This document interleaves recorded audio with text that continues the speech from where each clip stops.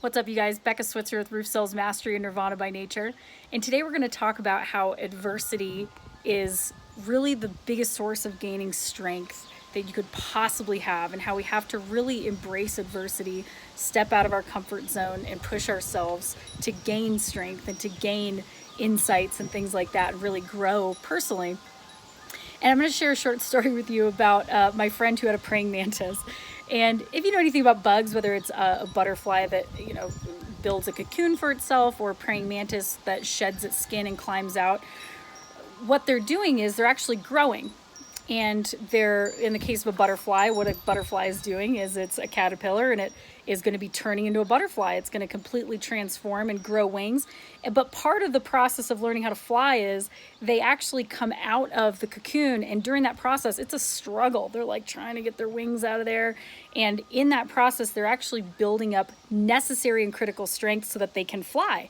Without it, they can't fly, right? If somebody just peeled them out of there, they can't. And I actually had a friend, God bless him, who had a praying mantis named Barry Manilow. And Barry was in his shedding process, and he was struggling to get out of his skin, like he's supposed to. And humans, just God bless us, we can't help ourselves. My friend thought he was helping and was trying to pick some of the shed off so that he could grow. And the praying mantis died. And the reason that happened was because the praying mantis actually required the struggle so that it could be strong enough to survive. And helping it, cushioning its experience, bubble wrapping its experience and helping it along so that it didn't have to struggle was actually what caused it to die and caused it to fail. And I think so much about human beings, and whether you're a parent and you just don't want to see your child have a hard life, you don't want to see them struggle or fail or fall on their face or worry about money or whatever, and you're sheltering them or not kicking your kids out of the nest at 18 and saying, you have to figure it out, I love you so much, but the reason I'm giving you tough love and you got to make your own money now and find a job is because I love you and I want you to succeed, and I can't hand this to you, right? Like the old saying goes, you can fish for a man, catch a man a fish and feed him for a day, teach him how to fish and he'll feed himself for a lifetime, right? He could feed the whole village then. It's the same kind of concept.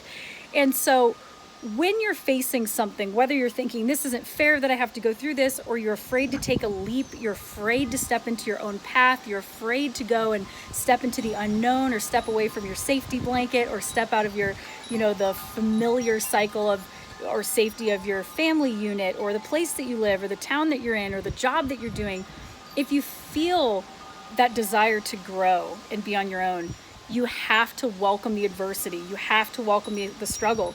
You have to build up your own wings by getting yourself out of that cocoon, right? My neighbor dog Tuna here has just showed up. My dog's probably gonna kick her ass. Hi, Tuna. But it's just part of the process, okay? You have to have it. And you have to think about adversity like using your muscles, right? Using your personal development muscles. And in the context of going into the hospital, let's just say, if you don't use it, you lose it, right? If you don't use it, you lose it. That's something that we've said a bunch of different times about different processes, whether it's your brain or physical muscles or whatever the case may be. And what that means is, if you don't exercise that muscle, you're going to lose that strength. And there's a stat here. If you were to be in the hospital, let's just say, and you laid in bed for weeks on end because you got an injury, you're not able to use your muscles. And throughout that experience, your muscles atrophy. And it actually atrophies at a rate of 12% per week. So you're losing your normal muscle strength by 12% every single week that you just lay there. And after the course of 3 to 5 weeks, your normal strength is reduced by almost half. That's pretty crazy. And that's the same thing with your life. How long are you going to lay in the bed of the comfort zone of your life, letting your strength atrophy, letting it disappear and vanish? How long are you going to do that?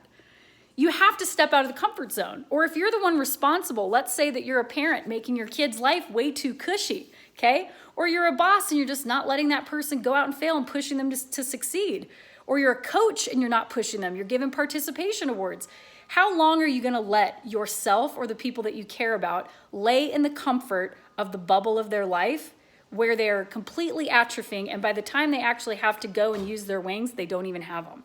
They die, like Barry Manilow. You've got to take that initiative for your life, and you have to just choose the uncomfortable, choose the growing pains, choose to grow, choose to struggle your way out of the eggshell so that you can fly and you do have a chance. That's the only way to succeed. Embrace the struggle, embrace the suck, embrace the uncertainty. That's the only way that you can grow. And I really hope that this resonates with you so that you can do that. Step out of your comfort zone, grow your life, become the person you're meant to be.